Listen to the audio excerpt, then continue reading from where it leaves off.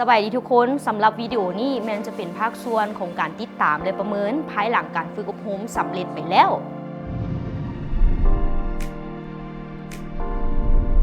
ซึ่งเราจะติดตามและประเมินผลเพื่อทบทวนสิ่งที่ได้ปฏิบัติไปแล้วโดยอิงตามเป้าหมายและการจัดตั้งปฏิบัติที่ผู้เข้าร่วมได้ระบุไว้ในเครื่องมือเส้นทางสู่เป้าหมายที่จะช่วยให้ผู้เข้าร่วมมีความสามารถในการวางแผนให้ดีกว่าเก่าและยังเฮ็ดให้รู้วิธีการแก้ไขอุปสรรคหรือสิ่งกีดขวางได้อีกด้วยจุดประสงค์ของการประเมินและติดตามแม้นเพื่อทบทวนความเข้าใจและติดตามเบิ่งการเปลี่ยนแปลงของผู้เข้าร่วมในด้านพฤติกรรมเศรษฐกิจปัญหาของบทบาทยิงซ้ายและผลการแก้ไขปัญหาแบบมีส่วนร่วมพร้อมทั้งให้ความรู้ความเข้าใจระบบการเรียนรู้เกี่ยวกับบทบาทยิงซ้าย 2. เพื่อศึกษาและติดตามการจัดตั้งปฏิบัติกิจกรรมว่าสิ่งใดที่จัดตั้งสำเร็จและสิ่งใดที่บ่สำเร็จโดยให้การสนับสนุนด้านใดด้านหนึ่งเพิ่มเพื่อให้กิจกรรมสำเร็จไปตามแผนที่วางไว้สำหรับเครื่องมือนี้ระยะเวลาที่ใช้ในการติดตามประเมินผลแม้นจะอิงใส่ตามระยะเวลาที่ผู้เข้าร่วมกำหนดไว้ในเครื่องมือเส้นทางสู่เป้าหมายอุปกรณ์ที่ใช้ในเครื่องมือนี้ประกอบมี 1. เจีย S0 2. สีเทียน 3. สกอตเจีย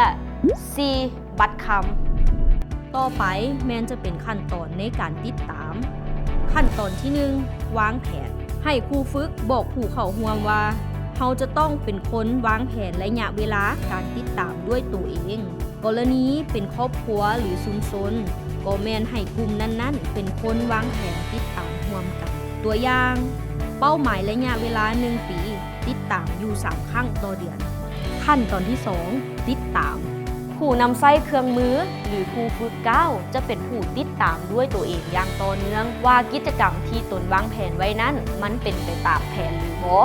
โดยนำไส้ตัดตารางดังนี้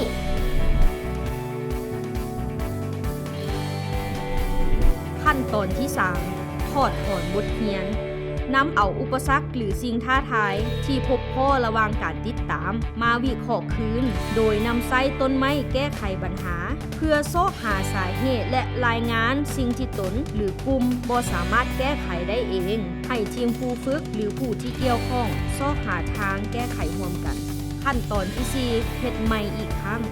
ให้ผู้ฝึกบอกผู้เข้าร่วมติดตามแบบนี้ไปเรื่อยๆจนกว่าเป้าหมายจะสำเร็จหรือผู้เข้าร่วมมีความพอใจกับผลที่ได้รับของกิจกรรมนั้นๆแล้วสรุปเครื่องมือสุดนี้แม่นเน้นให้คนเข้าใจและยกระดับบทบาทของผู้หญิงในครอบครัวชุมชนและสังคมการฝึกอบรมนี้แม่นสร้างความเข้าใจแต่การปฏิบัติเฮ็ดให้เฮาเปลี่ยนแปลงพฤติกรรมได้ซึ่งทุกคนสามารถดัดแปลงให้เข้าตามบริบทของสังคมของตนได้เช่นเดียวกัน